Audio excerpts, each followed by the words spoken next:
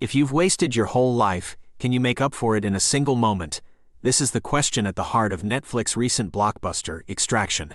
With 90 million viewers in the first month, it became the biggest film premiere ever.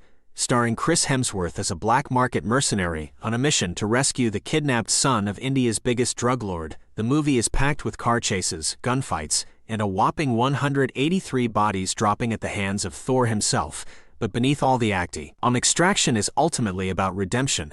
After successfully freeing Ovi, the 15-year-old hostage, from the clutches of a rival Bangladeshi drug lord, Hemsworth character Tyler reveals his vulnerability in a moment of shelter. When Ovi asks if he has always been brave, Tyler admits the opposite, sharing the painful truth of leaving his wife and 6-year-old son right before the latter succumbed to lymphoma. In response, Ovi offers a wise quote from Paulo Coelho's book, reminding Tyler that one drowns not by falling into the river, but by staying submerged in it. But what does the river symbolize in our own lives? It represents the tendency to ignore opportunities or postpone action, thinking there will always be another chance. The river is pressing the ignore button on a project request that doesn't excite us. It's saying, when I've done X, I'll start pursuing my dreams. The river is the excuse for not engaging with our loved ones, for lacking the energy to be present in their lives. The river embodies all the temporary justifications that prevent us from living our fullest potential today, continuously pulling us further away from our dreams. At first, it doesn't feel like drifting, it feels like floating and being carried by the river's current. It's comfortable, and we convince ourselves that things will happen naturally. Time passes by, each day resembling the last, until we find ourselves in unknown and treacherous territory. We don't know what lies ahead, unable to see the path clearly. The river could turn into a waterfall, leading us right off a cliff, leaving us forever submerged. There won't be a grand finale or heroic shootout, just a regretful look out the window and the realization that we never took the plunge. All rivers flow into the sea, and if we don't make the effort to swim to the surface, that's where we're heading. No one is coming to save us. No extraction team will magically propel us towards our goals. There won't be a 15-year-old boy with the answer in a quote from a book. The only way to avoid wasting our lives is to make the most of today. Write a sentence, make a difficult choice, pick up the phone. We all fall into the river from time to time, but we cannot allow ourselves to stay submerged. Don't let small regrets pile up in silence. Take one step each day, one stroke towards the surface. You're not a soldier on a mission, and there won't be a single act that defines your legacy. Don't rely on the hope of a shot at redemption. Instead, redeem yours. Elf with your actions every day. So, at the end of this thought-provoking movie, ask yourself, what actions will you take to avoid wasting your life? Will you write that book, ask her to marry you, or be a better parent? The choice is yours, and no one else can make it for you. Don't wait for a dramatic turning point or a miraculous rescue.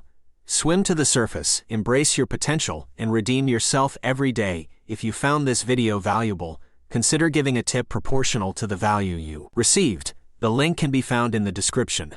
And don't forget to subscribe, like this video, and hit the notification bell to receive more thought-provoking content like this in the future. What actions will you take after watching this video? Let us know in the comments below. Have you heard the saying, anything worth doing is worth doing well? This quote has been echoed through the ages to encourage good works and competence. Doing your best is always a good way to tackle anything you want to accomplish. The average person is usually trying to do the best they can. We feel better about ourselves, reach more goals, and become more successful when we do a good job. But what if you wanted to become more than average? What if you wanted to excel to greater heights in our relationships and workplace? What would it take to be a cut above? What would you need to do to perform above average? One thing people do who perform at above average levels is to show up. It seems like such a simple thing to do, but think about it. How many times have you counted on someone to do something and they didn't show up? Average people often intend to show up for the job, the event, or other situations they have agreed to take on, but then cancel commitments or don't realize the extent of what was expected of them. By showing up on a regular basis, you are already on a path of being above average. Knowing that people can rely on you to be there when you said you would makes a huge difference. Actor William Shatner stated, "Any success I have had began by my showing up on time, being prepared, and doing the best possible job." Showing up for yourself is important too. For example, if you wanted to learn a new skill, you would need to show up on a regular basis for practice or training. People who are above average at things like playing an instrument or a sport, or developing superior business skills, show up to do the work they need to do in order to accomplish their goal. In communities, when there is work to be done or policies that need to be decided, it takes people to get together and make plans. It takes people who can commit to a greater cause. Above average people don't just sit back and let someone else do it. They get involved. The world is run by people who show up. Sometimes people get lucky and achieve something surprisingly great without too much effort. Everyone cheers their success and they are on the top of the world. Until they're not. There is a saying, every 24 hours, the world rolls over on someone who's sitting on top of it. Regardless of what you may have achieved, your efforts are likely to be outshined by the next great thing that comes along if that's all you have. People who are above average don't stop at one success. In fact, they are usually motivated and inspired to get on to the next project. You can't be satisfied with past achievements. Yes, you've done some stuff, but what have you done lately? Some musical artists don't display their gold records because they don't want to see themselves as having made it. By not dwelling on what they've already achieved, they are driven to look toward their next masterpiece. Above average people keep looking for new mountains to climb. Success doesn't come from what you do occasionally, what you do consistently, stated American entrepreneur Marie Forleo. Above average people are able to continually produce quality work. They can be relied on to not only finish a job but create something original and exceptional again and again. Above average people deliver on a regular basis and always aim to hit the mark. They don't settle for mediocre. They know their worth and expect to do their best work every time the average person does their job. To perform above average, details matter. For example, completing a task is a basic skill. Checking to be sure things are correct, organized, and done efficiently demonstrates above average ability. Anticipating the wants or needs of others can also show attention to detail. While looking at a situation, think about what might come up and be prepared to respond. When you're at a restaurant, isn't it nice when the waiter fills up your water glass without you having to ask, has a pleasant conversation with you, or offers a menu suggestion that makes your experience more enjoyable?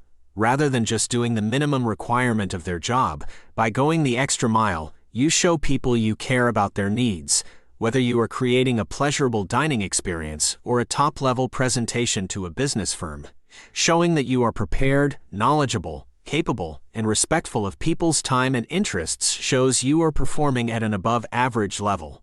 Businessman Sebastian Barbarito said it like this: the difference between mediocrity and excellence is attention to detail. To perform at above-average capacity, you'll also need to take care of yourself.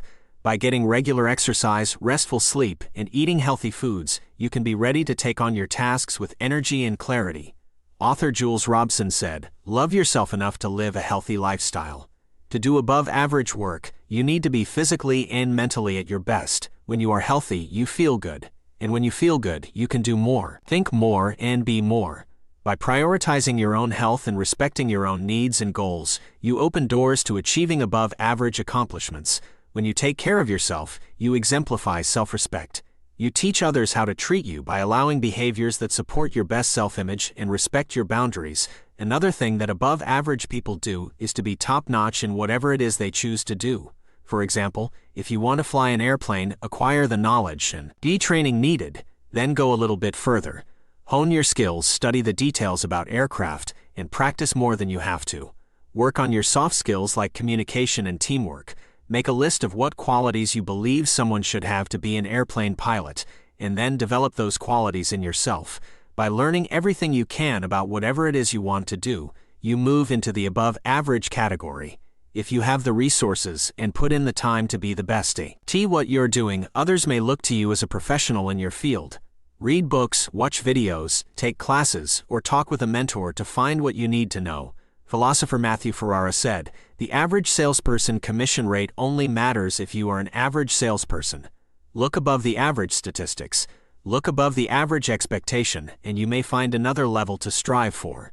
Think about what the above-average numbers would look like. When you develop more skills and information, you might find yourself producing above-average work that reaps above-average benefits. It can be easy at times to be discouraged and give up on your goals. At the very least, you may be tempted to just do the minimum amount to get by. But if you truly desire to perform above average, then you can't quit. People who strive to reach their highest goals never give in to being just average. Singer-songwriter Taylor Swift once said, "I am intimidated by the fear of being average." When you find the drive and passion to be above average, it propels you forward to keep going even when times get tough. By being dependable, consistently showing a high level of competency, and paying attention to detail, you will be well on your way to performing above average. A healthy lifestyle and staying informed of current information and practices may help you reach the goals you have set for yourself. Don't compare yourself to others, just be the best version of you. Author Oscar Wilde wrote, "Be ourself. Everyone else is already taken. You don't need to take anyone down to move yourself up. It's not about beating out the competition, it's about constantly reaching for and challenging your own personal best. And when you do that, you're already above average." Thank you for watching and have an awesome week. In his celebrated book on organization, The Bullet Journal Method, writer Carroll describes his personal organization and productivity system, the bullet journal. Throughout his life, Carroll struggled with keeping track of tasks, often forgetting important information and feeling overwhelmed. However, through trial and error and after trying countless other organization systems, he finally hit upon a way to track the past, order the present, and design the future. The bullet journal, a pen and no-to-book system, takes things back to basics. It's part to-do list and part journal, and it revolutionized the way Carroll approached his life, work, and getting things done. And it's helped many others do the same. Carroll breaks down exactly how to use the bullet journal system in his book, but he also offers insights on how to plan your days more effectively. Many of these tips can apply to whatever productivity system you use. Whether you use the bullet journal method, a simple to-do list, or an online system, you can implement some of these principles to simplify your life and boost your productivity. Here are 5 of Carroll's tips for planning your week effectively. 1. Take a mental inventory before diving into color coding and assigning time to tasks. Take a moment to create a mental inventory. Write down everything you want to accomplish. This gives you distance from the tasks, helps you evaluate what's important, and allows you to cross off tasks that aren't vital. 2. Time blocking. If you feel overwhelmed by a task or are unsure when you'll get a chance to work on it, use time blocking. Set aside a specific time to work on each task, giving it your full attention and adding a sense of urgency. 3. Morning reflection. Include a morning reflection period to go over your tasks for the day and think about why you're doing each of them. Imagine yourself completing each task to boost motivation. 4. Evening reflection. Reflect on the tasks you completed during the day and ask yourself why they were important. This helps focus and clarify your priorities for future planning. It also provides a sense of closure at the end of the day. 5. Celebrate every task you accomplish. Crossing something off your list should be a moment for celebration. It trains you to identify positive moments and enjoy them, boosting motivation and satisfaction. Implementing these tips can make your productivity system even more effective and simplify your life. Remember, the most important thing is to find a system that works for you and helps you rather than causing more friction and frustration. Test out these tips and see how they fit into your system, leaving anything that doesn't work for you behind. Your productivity system should always be a tool that supports and enhances your life, no matter the system you choose, whether it's the bullet journal or something else. The key is to find what works for you. It's all about making your life easier and more productive. So take these tips, experiment with them, and enjoy the benefits of a well-planned and organized week.